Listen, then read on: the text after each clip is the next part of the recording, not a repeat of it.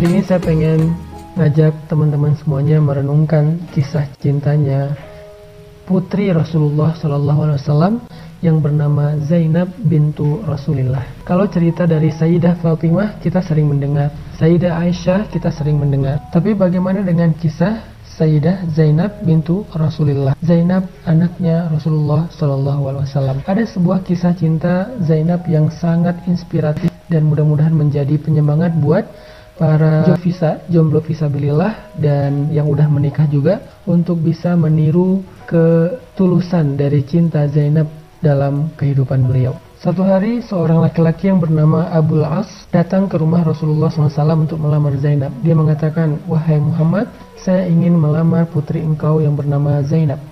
Kemudian Nabi mengatakan, "Saya tidak akan menikahkan dia sebelum saya bertanya pendapatnya." Lalu Nabi bertanya pendapat Zainab, "Wahai Zainab, engkau kenal Abul As?" Zainab kemudian diam.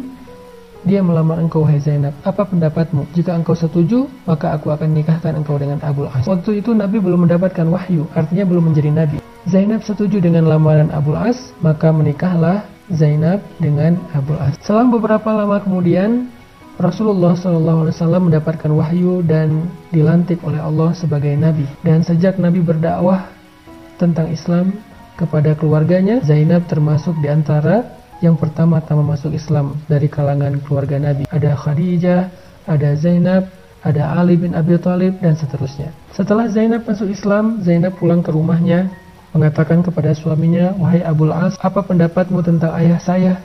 Kata Abul As, "Ayahmu adalah orang yang paling jujur, orang yang sangat terpercaya." Lalu Zainab mengatakan, "Wahai Abul As, sesungguhnya ayah saya adalah Nabi. Dia mengajarkan kebenaran tentang agama, bahwa tidak ada Tuhan selain Allah dan dia adalah utusan Allah."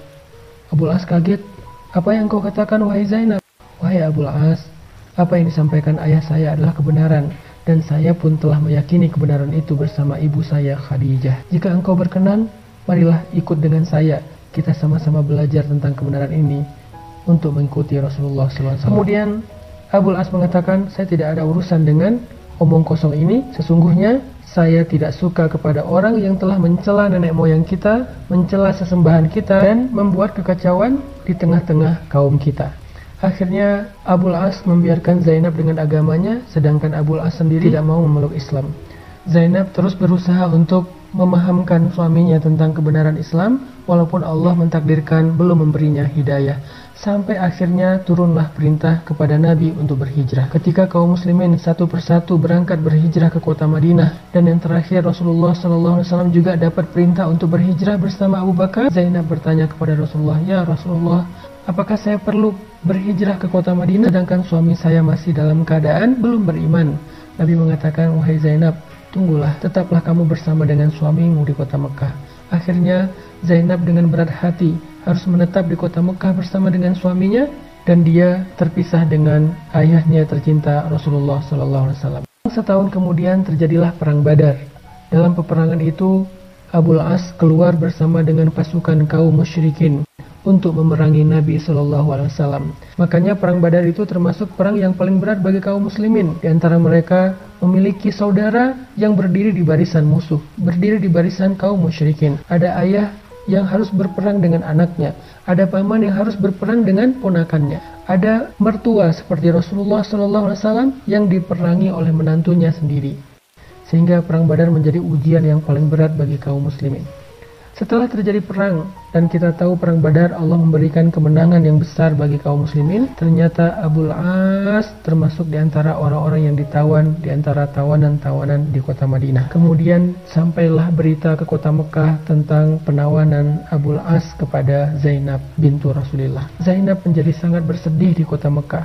Di satu sisi dia merasa bahwa yang ikut berperang ini adalah suaminya, tetapi di sisi yang lain yang diperangi adalah ayahnya. Zainab bingung bagaimana cara menebus Abul As, sedangkan Zainab tidak punya harta, mereka termasuk orang miskin. Sampai kemudian Zainab mencari sesuatu untuk bisa menebus suaminya kepada Rasulullah, maka dia mengirimkan sesuatu yang sangat berharga kepada Rasulullah di kota Madinah. Ketika Nabi memeriksa di antara tebusan-tebusan yang diberikan orang Quraisy untuk menebus tawanan mereka, Nabi menemukan satu benda yang sangat istimewa di antara tebusan itu. Tahukah kita apa?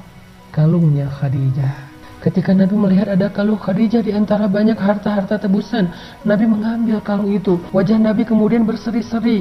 Nabi kaget, ini milik siapa? Ini milik siapa? Nabi mengatakan, wahai kaum muslimin, siapakah yang memberikan kalung ini kepada kalian? Orang-orang mengatakan, ya Rasulullah, itu adalah tebusan untuk Abul As dari istrinya. Nabi kemudian menitikkan air mata. Nabi tahu ini adalah kalung Khadijah, tetapi sekarang diberikan oleh Zainab untuk menebus suaminya. Dan harta itu ketika dijadikan sebagai tebusan bukan lagi menjadi milik pribadi Nabi, tetapi milik kaum muslimin. Dan Nabi merasa sangat sedih, kalung dari seorang perempuan yang Nabi tidak pernah bisa melupakannya harus dijadikan sebagai harta milik umum dan tidak lagi menjadi milik pribadi Nabi. Bukan karena dia berharga dan mahal, tetapi dia penuh kenangan. Nabi menangis. Kemudian Nabi berkata kepada para sahabat, wahai sahabat-sahabatku, kalung ini adalah milik istriku Khadijah.